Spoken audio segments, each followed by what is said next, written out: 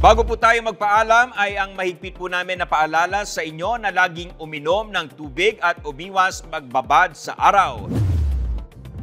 Nagsimula na kasing uminit ang panahon at kasabay niyan ay sinabi ng Pag-asa na posibleng pumalo sa 46 degrees Celsius ang heat index o init na mararamdaman ng katawan sa Metro Manila ngayong araw. Ito pong advisory ng Pag-asa na possible na mag-reach ng 46 degrees Celsius itong dito sa Science Garden ng Quezon City. Kumusta po? Ano po yung update? Na-reach po yung peak na ito, itong heat index na ito sa Quezon City? Sige po. Salamat po, sir. Kanina pong 1 p.m., since nag-observe po sila, meron na po tayong naitala na for the heat index po, 37 degrees Celsius. And then kanina pong 2 p.m., ito po yung latest is pumalo po siya ng 36 degrees Celsius. So kung tatanungin niyo po na yung heat index po ito na medyo malayo po dun sa sinabi natin na 46 degrees yung atin pong forecast. So, mababa din po kasi yung ating na record na relative humidity o yun pong RH na tinatawag natin, yun pong kumbaga sa in layman's term, yun pong halumigmig na yung water vapor content po ng isang lugar ay mababa po. Kaya mababa po yung naging resulta ng ating heat index forecast na observe heat index. Ma'am, pero ang question po kasi parang yung 45 to 46, pero ito masyado medyo malayo, hindi man lang close to parang like 42 or diba, close to 46, pero to parang 36 degrees Celsius ng 2 p.m. Ano po yung reason bakit ganun ka medyo malayo? Yun nga po yung natin, nakita po natin na masyado din po kasi mababa yung relative humidity o yung water vapor content po ng lugar doon sa Science Garden. Kaya po mababa din po yung ating naging heat index na recorded for at 2 p.m. Okay. So pag ganito po, ibig sabihin itong 36 degrees Celsius, ano pong kategorya ito, ma'am? So ito po, nasa caution pa lang po, extreme caution. Pag sinabing extreme caution po, ano po yung mga kailangan gawin po? So, ang pwede po nating maranasan kung tayo po ay nasa labas, nasa lansangan at exposed po tayo sa matinding init po talaga, maaari po tayo magkaroon ng heat cramps at magkaramdam po ng mga matinding pagkauhaw or yung nanunuyo ang lalamunan, and also kapag mas matagal po ang exposure sa labas, lalo na po yung ating mga kababayan na vendor o yun pong ating mga commuter, ay not to mention po yung ating ding mga mga kapulisan na nandiyan po sa lansangan. So maaari din po silang magkaroon po ng heat stroke. Okay. So kahit sinasabi niyong extreme extreme caution. Extreme caution, opo. Okay. So ma'am, paano po ba sinusukat yung heat index po? Okay. So ang heat index po kasi tayo po mas familiar po tayo dun sa tinatawag natin na air temperature. So ito po yung pag sinabi po natin kunyari 32 degrees yung ating air temperature, o kaya po yun po yung sa kapaligiran natin. Ngayon, kapag sinabi po nating heat index, ito po yung nararamdaman na init ng katawan ng tao. So ito po yung apparent heat. So aside po dun sa air temperature, ginagiging factor din po yung relative humidity or yung halumigmig sa isang lugar, at ito po yung ating kino-compute para po makapag-arrive tayo dun sa heat index na nararamdaman po ng isang tao sa labas po, na nasa labas. May specialized instrument po ba kayong ginagamit para masukat po ito? For now po, ang ginagamit po natin dito is yung natin pong sa atin pong mga istasyon all over the Philippines, yung pong wet bulb and sa dry bulb po, thermometer. So yun po yung ginagamit natin. And also, yung sa RH naman po, yun din po yung instrumento na ginagamit natin na nagme-measure po ng relative humidity. Okay. Tapos meron po tayong formula na ginagamit po dito. So if I may mention po yung sa Stephen Boltzmann na formula, which is ito rin naman po yung ginagamit worldwide ng World Meteorological Organization to determine the heat index in a particular place. Ma'am, may kinalaman po kaya yung easterlies na nararanasan po natin ngayon na nakakaapekto po sa bansa ngayon kung bakit yung target na or yung na-forecast po ninyo na 46 degrees Celsius ay hindi po na-reach at naging 36 degrees Celsius lang po? Hindi naman po natin right away na masasabi na sobrang ano po sila connected, since yun nga po maaaring pong ngayong pong araw na to, kaninang mga bandang alas 12 ganyan o kaya kahit umaga ay nagkaroon po ng konting pag-ulan. Siyempre po mas marami pong vapor sa paligid, so yun po mas makakadagdag po yun sa init dahil po mas tataas po yung relative humidity natin.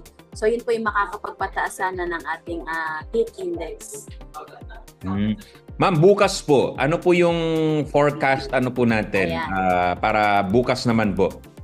Oo, so inaasahan po natin na hindi na po ganito kataas ang magiging forecast natin na 46 since mamaya pa pong 5 p.m. So meron pa po tayong observation hihintayin ng 5 p.m. para po makapag-forecast po tayo for the next 2 days. So ang tabayanan po natin yon yung magiging heat index forecast po muli ng Pag-asa na usually po nire-release namin ng 6 p.m. po, naka-up na po sa website namin. Ma'am, doon po sa ibang lugar like yung sa Muñoz at doon sa Clark Airport sa Pampanga. Kumusta po? Ano po yung na-reach na heat index po ngayong araw po? For now, hindi pa po namin na-check since medyo ang concentration po natin ngayon sa media po kasi mas madami po yung nagtatanong dito sa ating Metro Manila kung ano po yung na-reach na heat index. So, hindi pa po namin na-check yung kanilang data since mamaya pa po ulit na hindi po namin talaga pinagtuunan ng pansin for now since nandito po tayo nakakonsentrate sa Metro Manila. So kung gusto niyo po mamaya, pwede po nating ibigay din sa inyo yung naging observed na heat index actual. So ma'am, linawin na lang po natin yung mga kategorya po nitong heat index at yung mga corresponding na pag-iingat po na dapat gawin po ng ating mga kababayan. Sige sir. So meron po tayong 4 na classification ng heat index, yung epekto po nito sa mga taong nasa labas, mga outdoor na nandun po sa may mga outdoor activities. So 27 to 32 degrees Celsius po na heat index. Ito po yung kung makikita niyo po sa aming mapa or sa atin pong table, ito po ay kulay yellow, ito po ay caution. So nagbibigay po tayo dito ng pag-iingat. Bakit po ba? Ano po ba ang epekto nito sa ating katawan? So magkakaramdam po tayo ng madaling pagkapagod na may yung mga taong nasa exposed po dito sa may mga outdoor activities. Tapos magkakaroon din po ng heat cramps sa kanilang katawan. And also 33 to 41, ito naman po yung extreme caution. So ito po ay magkakaroon din po ng heat cramps at mas madali pong mapagod ang mga taong makakaranas nito. At ang continuous exposure po nito na mas matagal po sila sa labas ay maaari pong mag-lead sa heat stroke, lalo na po yung may mga pre-existing condition na may mga high blood, ganyan po. And also yung atin pong mga elderly, mas exposed po sila dito. So 42 to 51 degrees Celsius, ito po, danger na po ito. So heat cramps and heat exhaustion are likely, mas madalas na po yung mga at posibleng pag-occur nito. At yung heat stroke po ay hindi po natin inaalis na mangyari, dahil na po dun sa mas continuous ang exposure sa labas. And 52 degrees and beyond, ito na po yung extreme danger. So heat stroke po is talagang mangyayari at pwedeng mangyari po sa isang individual na nasa labas po. So ano po yung mga pag-iingat na dapat pong tandaan ng ating mga kababayan para po makaiwas sa peligro at epekto po nitong heat index po, ma'am? Ayan po. So lagi po namin sinasabi, una po yung ating mga kababayan na nasa labas at hindi maiwasan na pumunta at mag-commute, lalo na po yung ating mga estudyante at yung ating pong mga ibang manggagawa.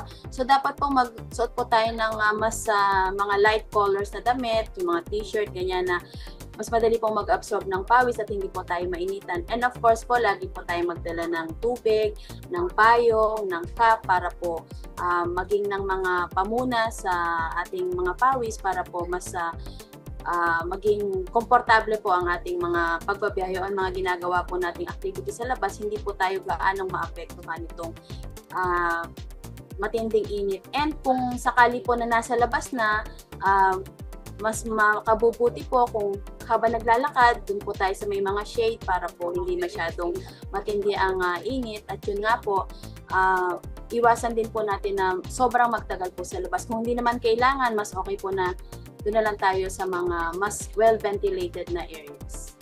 Okay. Ma'am, ito po dahil papasok na nga po itong tag-init, ma'am. So ano po yung maaasahan po natin in the coming days, in the coming weeks na regarding po dito sa heat index po? Talagang madadalas ba yun na mararanasan ito ng ating mga kababayan?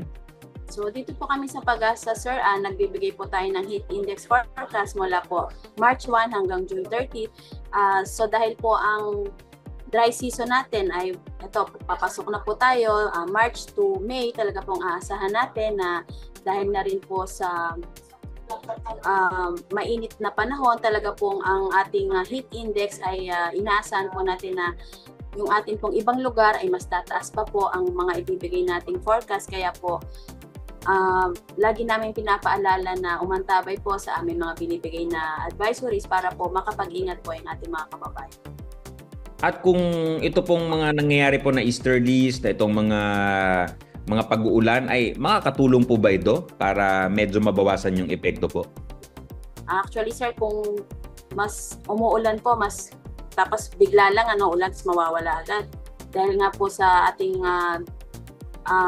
nasa tropics po tayo. So pag may mga konting pag-ulan po, mas nakakadagdag po ito ng init. Bakit po? Kasi yung vapor po nasa paligid lang. So mas tataas po yung relative humidity, mas maaari pong tumaas ang heat index. Unlike po yung continuous na pag-ulan, mas okay pa po yung mga ganun. Kasi yung mga paminsan-minsan lang pong pag-ulan. Alright, maraming salamat po, po. Ms. Bel Masalio ng Pag-asa. Stay hydrated po at mabilis na umaksyon laban sa init.